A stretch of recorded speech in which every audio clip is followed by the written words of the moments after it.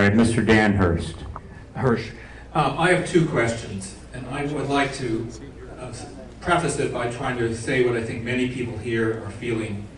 There is tremendous skepticism on the part of many of us about both Edison and the NRC and their very cozy parent relationship. We wouldn't be here today if Edison had told the NRC these were significant design changes and we should go through a license amendment process that the public can be part of, and there should be a thorough review. We wouldn't be here today if NRC had said, we're going to do a license amendment with a full public hearing and with full review.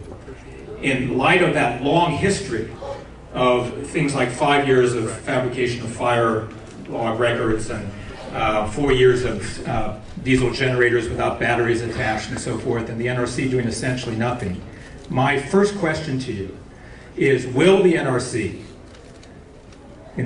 before a decision is made on whether or not to permit restart of either unit, hold a formal, full, adjudicatory, evidentiary hearing in which parties, not just Edison and the NRC, participate, but whereby experts who are critical of both of you testify, where there's cross-examination, discovery, and a full evaluation of whether it's safe to restart.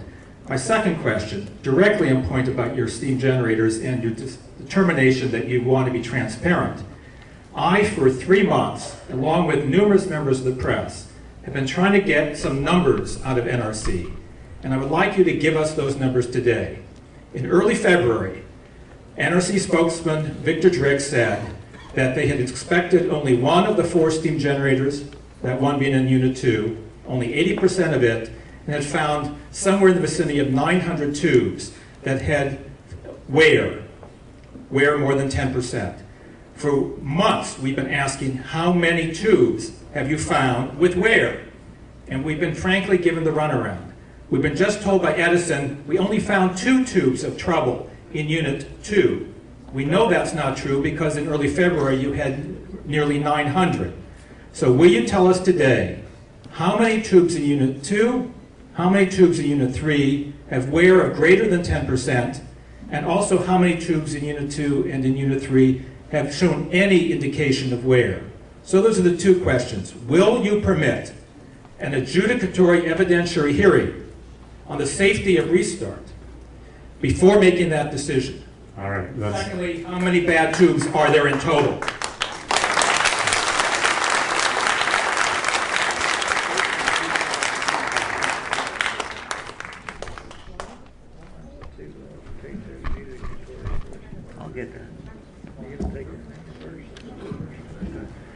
Now the tube question, I'd have to ask Emmett for the exact count. I don't even know if he has the exact count. We do have that information, and again, that's part of our inspection activity.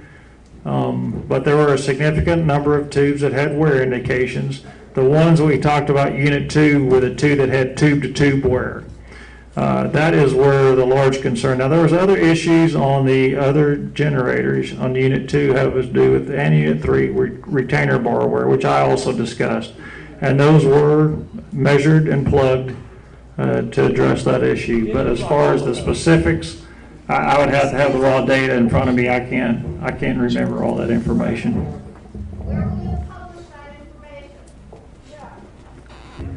Well, actually, we will publish some of the information in the inspection report, but I don't know if we'll go to that. We won't go to that level of detail down to 10% wear. I'll take away a commitment. Hang on. If you would, I apologize. It's Mr. Hirsch, right? That's correct. Yeah, I just don't think, you know, there's almost 20,000 tubes, and so that data, we just don't have it at our fingertips. We have that information. We just don't have it here to relay it to you tonight. I'd like to take away a commitment. What I'm going to offer is to see if we can find a way to get that data and put it on our website and make it publicly available, so you can take a look at the info. Would that be acceptable to you? No, you must know the number in rough terms. Do you have 1,000 bad tubes in Unit 2? Okay. Or do you have 2? Listen. How about this? Well, he committed to putting the information on the public website so it's publicly available. Rather than him approximating, how about if he does it right? He's made a commitment to do that. All right, hang on.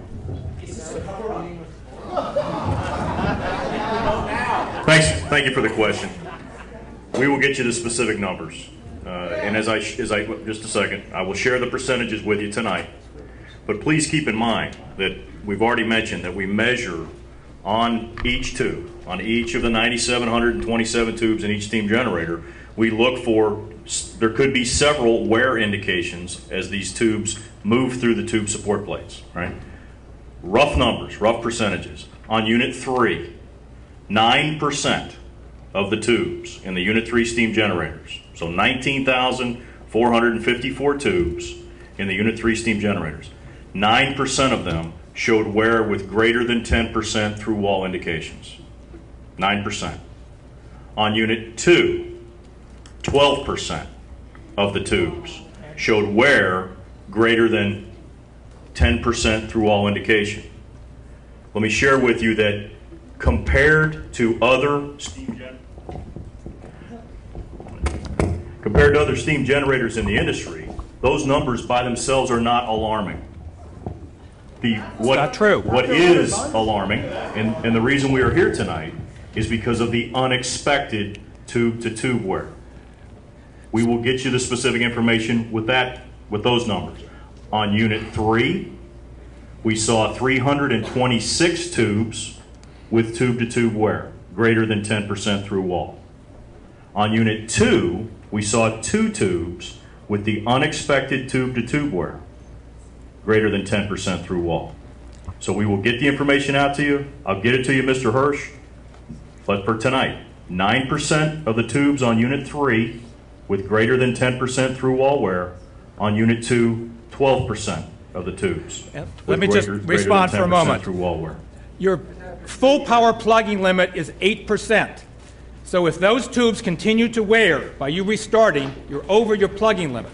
Second point, when you say that this is normal in Unit 2, Victor Deitrich from NRC is quoted in the paper in the early February saying, for Unit 2, the tube to support wear that we're finding so much of so quickly is very unusual. And that's why you need an evidentiary hearing where it's not just Edison saying it, but independent experts before an independent body. And I'd like an answer to the question whether we'll get that hearing. Thank you.